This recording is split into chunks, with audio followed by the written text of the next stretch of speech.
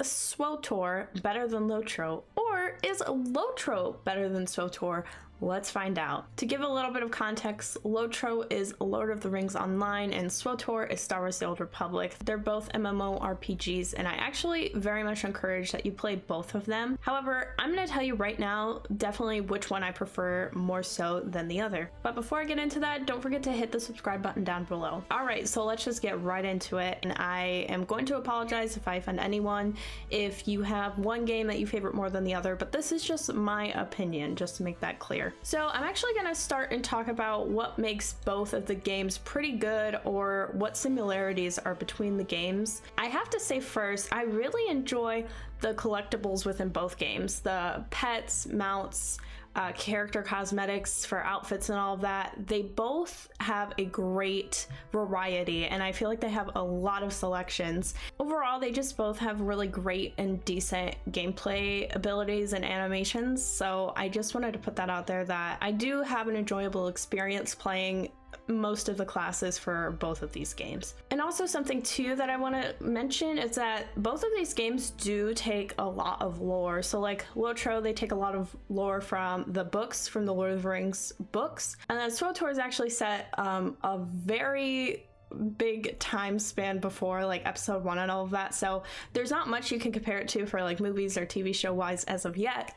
However, there is more lore that they kind of focus on from the books, and they pull some things. But both of these games, I want to stress, both of these aren't going through the books like word for word. Like it's pretty much like they both have their own different interpretations of how they use that lore, so some of the things aren't going to be exactly like canon or to the lore, or however you want to phrase it, but they both do a decent job of keeping like the basics pretty much consistent, and then kind of rolling from that in the story and making some things up as they go. Another quick gameplay thing I'd like to mention is that they both actually have a decent amount of instances, or for SWTOR they're called flashpoints. In LOTRO they have like skirmishes and instances that kind of go along with the story, and then same thing with SWTOR. It's pretty much the same thing with their flashpoints. They're like instances that you could do group content. Both games actually do a good job of having like a good amount of content in their instances, and pretty much have like the same reward system. It's nothing like too crazy, but it can definitely help you if you're like in a bind for coin or something, or credits. And lastly, another thing that's pretty similar between the two games is that they both actually have a really big and great community system. So no matter what, if you were to join SWTOR or LOTRO, I guarantee you there's going to be a lot of people who will be able to help you kind of learn the game. There's so many different resources out there for both games. So yeah, so I think that's pretty fair. I'm sure there's probably something I'm forgetting too. If I ever miss anything, or if there's something that you feel the need to comment about of SWTOR, just to convince people about why people should join that game, or same thing for LOTRO, then definitely leave a comment down below. I'd love to hear your feedback, your thoughts, and all of that. Okay, now to get into the nitty-gritty here. Let's start off with SWTOR, Star Wars: The Old Republic. The very first thing I'm going to comment on is the most obvious, and I'm sure everyone is screaming this behind their screens right now. And instead of saying anything, I'm just going to put up a picture. Look at the differences in the graphics, textures, environment. What are your thoughts? Yeah, this picture speaks for itself. Another pro of SWTOR is that they actually have better experiences and more opportunities within their player versus player or Warzone games. LOTRO, however, it's something that's definitely lacking, and it is something that they are working on in the future. However, it's just not a very active area anymore, and it's actually pretty singled out to a single landscape, which also makes it really kind of sad to play, because maybe you want a different change of pace, and there's just not much rhyme or rhythm to it. It's essentially you just go in, you hope other players are around, and it's just not the same. One other pro about SWTOR I really want to emphasize here is that the game is really good in the aspect of you have choices that can affect your outcome of your story. Your decisions can affect the outcomes of lives. It can affect the outcome of your story, like who you're going to side with, how the war is turning. And I really like that, because it's just more texture and like more details that really can make or break how the story goes. And then one final pro I wanted to mention about SWTOR is that their strongholds are essentially like their houses that you can have for your characters and all that. Their strongholds are a lot better. One thing I like about the strongholds is that they actually have more space. You actually could get more space in your strongholds while using like some of your credits or your in-game currency. Though you actually get more space in your strongholds in Star Wars than you do in LOTRO. LOTRO, like, they have expanded and grown a little more their housing systems, but they are still pretty small in comparison to Star Wars. Not only that, just kind of disregarding like the whole stronghold space and all of that, strongholds are a one-time purchase in Star Wars, and in LOTRO they're essentially like having an actual house and paying rent. Like, you pay your initial and then you would then pay your mortgage like every month. And I don't like that, because there are times where I just won't check in on the game. I forget about I have to pay my mortgage in Lord of the Rings Online. It's crazy. I don't even have a mortgage in real life, but I'm like, oh, I'm stressed because I didn't pay my mortgage on my house in my game. Like, so overall, just the housing system in general, Star Wars The Old Republic, you get a plus from me. LOTRO, need a little more work. Okay, so I said that was my final pro, but I kind of wanted to mention something. It's not necessarily a pro, it's just another thing of feedback, I guess, that's neutral. But SWTOR actually has more people who are playing the game currently. In my opinion, there are just more people that you're gonna find around, walking around, running around, doing similar quests as you. You're gonna find that a lot more in SWTOR than in LOTRO. LOTRO is also really big. Like, the maps are humongous compared to Star Wars. Like, there's different planets, and granted, Star Wars The Old Republic, they have a lot of planets, and sometimes their maps are pretty like extensive. It can be pretty big, but LOTRO, they just have a lot more content in LOTRO. But I'm also going to mention too is that there are less servers in Star Wars The Old Republic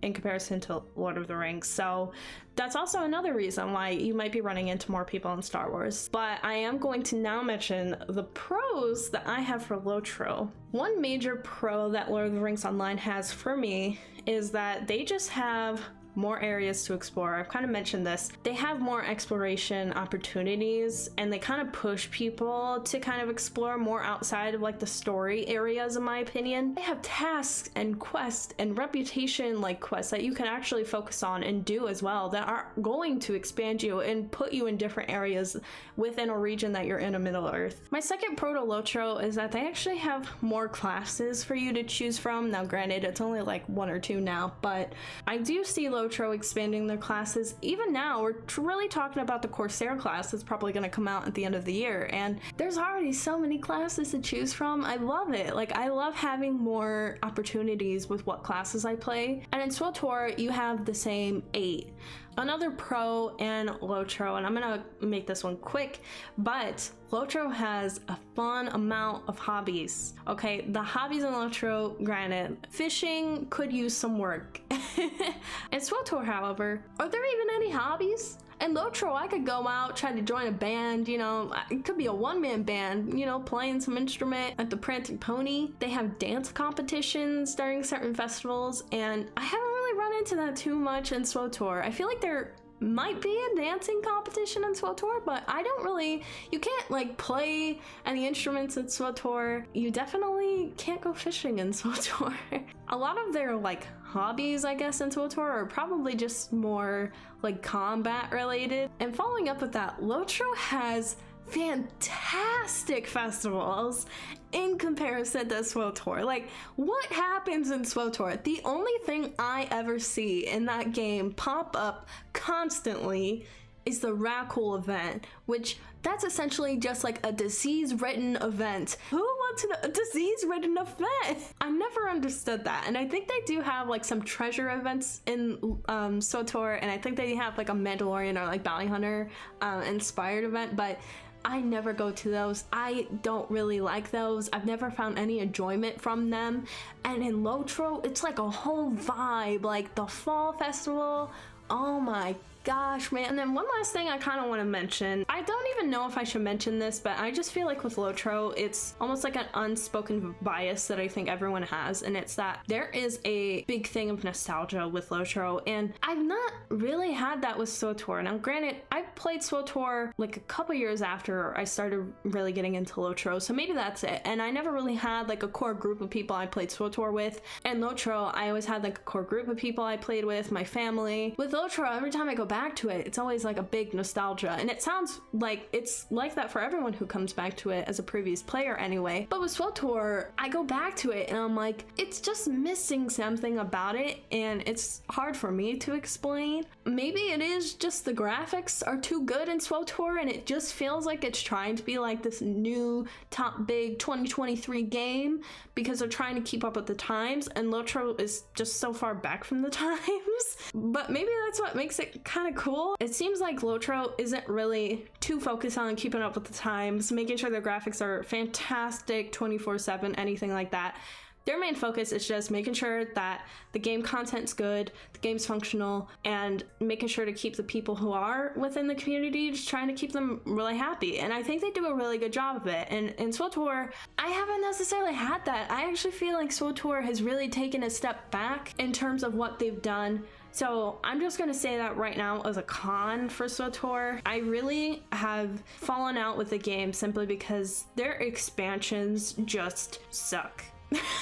When I really got into SWTOR is because the Knights of the Eternal Throne expansion just came out, and I was like obsessed with it, and I loved playing the expansions because there was so much to it, and like I said, your choices really matter. And now when they say they have an expansion, I get really excited because I'm like, we're gonna have a lot of different chapters, and it always turns into be like 4 hours of content. And you know, I'm sure they have a lot more to kind of deal with than with LOTRO. Like LOTRO, they have some voice actors. I mean, they don't do like full-on paragraphs or anything like in SWTOR. Like SWTOR, they have back-to-back conversations where you're talking or someone else is talking to you, and it's pretty extensive. And in LOTRO, they just have to type out a lot of quests, but they do a lot of typing. Maybe SWTOR is just more for them, but with LOTRO, I could probably get like 2 more expansions that are gonna add at least like 20 hours of gameplay. And with SWTOR, you don't have that. And it's like you wait a whole like year and a half for 4 hours more of content? Why? I just really don't like that, especially because it is not hard to level in SWTOR. LOTRO, if you want like a good grinding game, that's a good grinding game. And SWTOR, if you just want to focus on story, I guarantee you could probably knock out the story and like maybe it would take you like a month. Like off and on, if you played off and on, it would probably take you a whole month to get like through like your whole story of your class. It does not take long to level in that game. It's actually really sad because I always end up getting so maxed out, and it's just like, I just made this character like not that long ago and they're max already. What the heck? That is kind of a con of SWTOR, that I just don't care for their expansions lately. I really don't. It's just not, it's not been good. I don't know what's been happening. I don't want the game to go away, but like I also just don't see them really trying to put much into it. Sorry. That kind of rolls into my other con of just the level cap. It's really easy to max your level in SWTOR, and they don't really have like as many levels as LOTRO, which I feel like they could probably benefit from. But you know, there's nothing bad about it. It's just, it's really quick to get XP. It's a little too quick in my opinion. But if you're someone who likes that, then SWTOR is for you. I think one more con I really want to point out, and this is of no disrespect to SWTOR. You know, you gotta make money, but the paywall with SWTOR is just, it's pretty strict in comparison to LOTRO. That's one thing I really do like about LOTRO, is that if you really grinded it, you don't have to spend a single dollar. You could grind it so hard, and it's not fun. It'll take a lot of time, trust me. I've done this for several years playing LOTRO, but you could actually grind it so hard.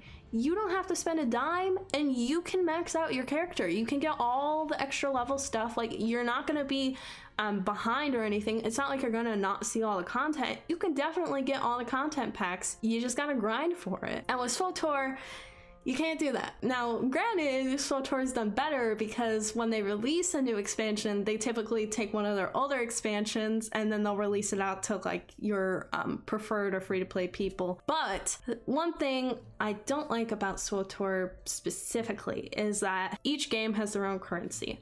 SWTOR has this thing called cartel points.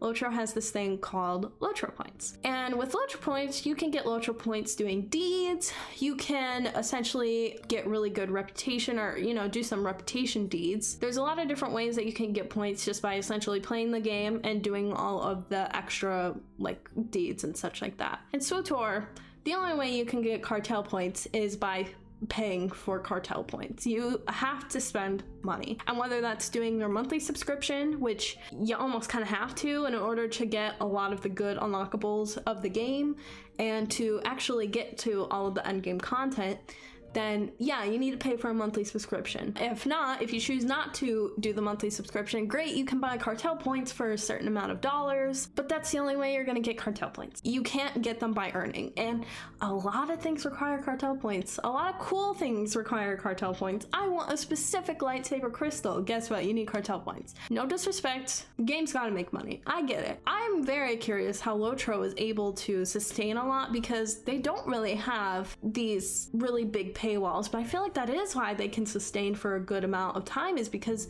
people really appreciate that. You can get through, I think it's up to like level 100 now. You can get to level 100 in LOTRO totally for free as a free-to-play player before you hit that expansion or that content pack where you're like, crap, I need to pay this with LOTRO points. Like I said, you can earn those LOTRO points, but I think people are probably so ecstatic just to have an MMO where you could get to like a level 100 and not have to spend anything. So this is kind of like a big rant video, and it's gone a little all over the place. I hope that some things have made sense. Personally for me though, I prefer LOTRO over SWTOR. And it's mostly just because I do like having more classes to choose from. I do like having a lot of hours and grind. That's just my thing. I love grindy games. I really do. And I'm someone who likes 100% games. SWTOR, you can grind it in the legacy aspects of it, but it's not even something they really promote. At SWTOR, you don't really get much except for XP, but you